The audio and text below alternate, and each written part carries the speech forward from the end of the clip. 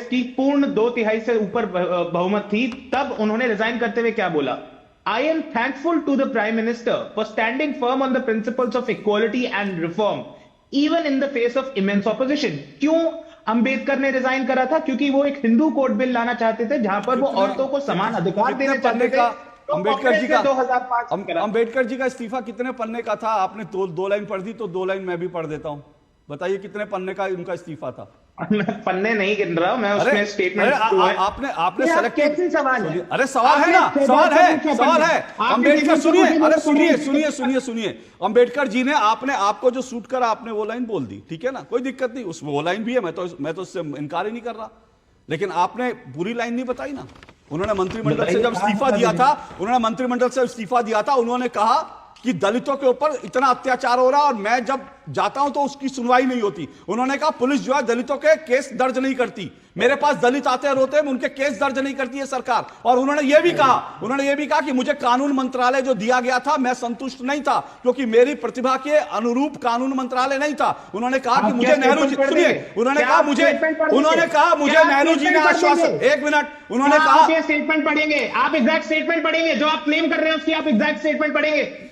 मैं exact statement पढ़िए, आपको एग्जैक्ट स्टेटमेंट बता दूं, मैं बता दूं एग्जैक्ट स्टेटमेंट। एक मिनट रुकिए, अच्छा सुनिए ना, अभी एग्जैक्ट स्टेटमेंट पढ़ रहा हूं, बताइएगा। डॉक्टर अंबेडकर ने कहा मुझे कांग्रेसियों के द्वारा देशद्रोही कहा जाता है क्योंकि मैंने गांधी जी का विरोध किया। यह आरोप आधारहीन, झूठा और देशयुक्त है। नहीं कहा गया है लेटर में। अच्छा, ये नहीं कहा है, ये चिट्ठी पंडित नेहरू की नहीं है, ये चिट्ठी पंडित नेहरू की नहीं है।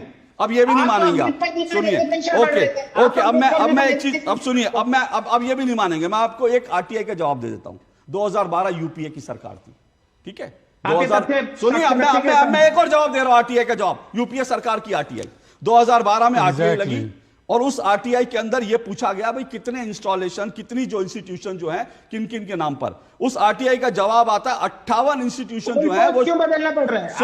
सुनिए ना, अब बाबा साहब भीमराव अंबेडकर के साथ क्या तमाशा आप लोग करते हैं, सुनना चाहिए ना। अरे भाई, बाबा साहब भीमराव अंबेडकर के साथ क्या तमाशा करते हैं, सुनिए। ये 2012 की आरटीआई है, ministry of planning. Okay, ministry of planning. एक मिनट, मुझे आरटीआई जनता को बतानी है, ये जनता को सुनने का, जानने का हक है।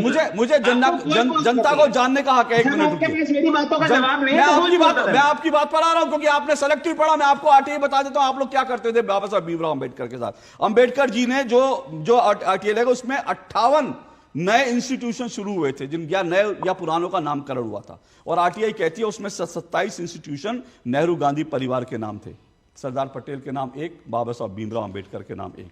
ये आरटीआई का जवाब है।